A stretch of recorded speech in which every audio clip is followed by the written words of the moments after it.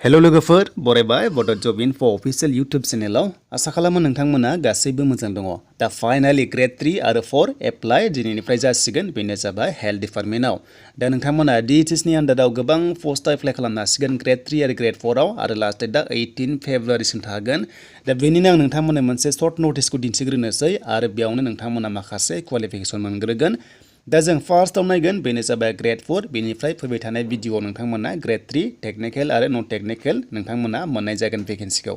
दा गासैखौबो लानानै 4000 जाहां दङ भेकेन्सिया जेराव नोंथांमोना मोनब्रै भेकेन्सि नोंथांमोना डिपार्टमेन्टआव एप्लाइ खालामनो हागोन नाथाय आन्डार हेल्थ डिपार्टमेन्ट गोजा दा नोंथांमोना कमन एग्जाम होनांगौ आरो जि कमन एग्जामाव पास जायो बेयावनो नोंथांमोना जेराव इलिजिबल बेयावनो साख्रिखौ मोनहैनाय जासिगोन गोदान रुल्स खालामबाय दा बिदिब्ला गोबाव खालामा जों हम पेजाव दंखायो दा हम पेजाव लिंकआ दासिमबो एक्टिभ जाथ'वाखै जेब्ला जागोन नोंथांमोना नेक्स्ट भिडिअ मोनगोन जे माबोरै एप्लाइ खालामनांगौ बेनिफ्राय मा नांमारगौ दा जों माखासे सर्ट नटिसखौ नायग्रोनोसै फैदो गोबाव खालामनिया नोंथांमोना चेनेलाव जायफ्रा गोदानै फैदों साबस्क्राइब खालामना लानो हागोन बेबायदि जबनि आपडेट मोनो जेब्लायबो बड जब इनफो अफिशियल यूट्यूब चेनेलाव दा लोगोफोर जों माखासे सर्ट नटिसखौ नायग्रोनोसै बेयावनो माखासे डिटेल्स दंखायो बेसेबां बैसो जानांगौ फरायनाया बेसेबां जानांगौ बेनिफ्राय माखासे डिटेल्स दङ सेलारिनि खोथा दङ स' नोंथांमोना बेयावनो मोनखानाय जागोन दा जोङो नायग्रोनोसै गोबाव खालामा जों ग्रेड 4 खौ नायगोन बेनिफ्राय आं नोंथांमोननो ग्रेड 3 खौहाय उनावहाय दिन्थिगोन भिडिअनि गेजेरजों दा जोङो नैबे नायनोसै बैसोआ 18 निफ्रायनो 45 इयार्ससिम जोंनि ST फ्रा हागोन बेनिफ्राय OBC MOBC 43 इयार्स बेनिफ्राय जेनेरेला 40 इयार्ससिम आरो जायफ्रा PWD केन्डिडेट्स नोंथांमोना 50 इयार्ससिम एप्लाइ खालामनो हागोन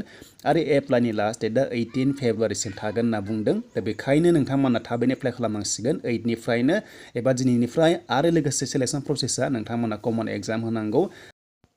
दा कमन एग्जाम होनाय लोगो लोगो हेल्थ डिपार्टमेन्टनि आन्डाराव बेसेबां भेकेन्सि ओंखारगोन एप्लाइ जाबा मोनसेल' एग्जाम जागोन आरो बे एग्जामाव पास जायोबा नोंथांमोना जेराव इलिजिबल जागोन बेयावनो नोंथांमोना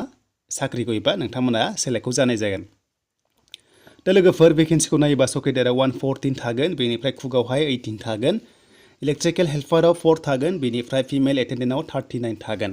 दा नोंथांमोना बेयाव नुनो मोनदों माखासे रिजार्भेसन थागोन ST फिया 10% थाखायो दा स्केल फिया 2000 जागायनानै 52,000सिम जागोन आरो ग्रेड पे थागोन 3900 पार मान्थ नोंथांमोना मोननाय जागोन दा जोबोर मोजां थ' बेनिफ्राय एप्लिकेसन फिस थाइसेबो नांखाया बैसोआ 18 निफ्राय जोंहा 45 इयार्ससिम एप्लाइ खालामनो हायो ST फिया दा जोङो माखासे पस्टखौ नायनोसै फिल्ड वर्काराव 24 बेनिफ्राय ग्रेड 4 आव थागोन 402 जोबोर बुरजा दङ बेनिफ्राय एनसेक कालेक्टराव 9 दङ लेब एटेन्डेन्टआव थागोन 5 बेनिफ्राय लेब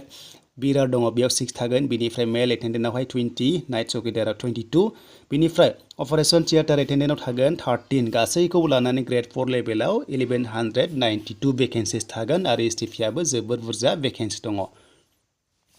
दा लोगोफोर एप्लाइ लिंकआ दायो एक्टिभ जाथ'वाखै जेब्ला एप्लाइ लिंकआ एक्टिभ जागोन अब्ला नोंथांमोना गासैबो अफिशियेल नटिफिकेसनखौ मोनफिनजोबसिगोन दायो नोंथांमोना बे सर्ट नटिसआव मोनग्रोदों 8 पासआनो एप्लाइ खालामनो हागोन होनना बुंखादों बे ग्रेड 4 लेभेलाव बेनिफ्राय जेसेबां फरायनाय दङ नोंथांमोना एप्लाइ खालामनो हानायनि अपसन थागोन दा बे जागोन एप्लाइ लिंकनि एक्टिभनि गेजेरजों मिथिगोन गासैबो डिटेल्सखौ नोंथांमोना बेखायनो दायो भिडिअ खालामखांनायनि उनाव नोंथांमोना मोननो हागौ एप्लाइ लिंकखौ एक्टिभ अब्ला नोंथांमोना लोगो लोगो भिजिट खालामनो हागोन आरो जेब्ला एप्लाइ लिंकआ एक्टिभ जागोन आं नोंथांमोननो भिडिअनि गेजेरजों नेक्स्टआव लाना फैगोन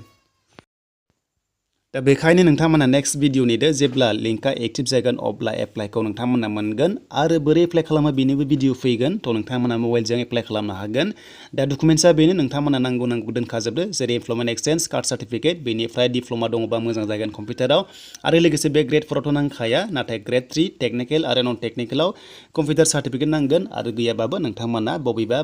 पस्टआव एप्लाइखौ खालामनो हानायनि अपसनखौ मोनगोन दा लोगोफोर बेनिफ्राय नेक्स्ट भिडिअ मोनसिगोन नोंथांमोना जेब्ला लिंकआ एक्टिभ जागोन अब्लानो नोंथांमोना भिडिअ मोनबावनाय जागोन थ' बेखायनो जायफ्रा चेनेलाव गोदानै फैदोंमोन दासिमबो साबस्क्राइब खालामाखैबा खालामनानै ला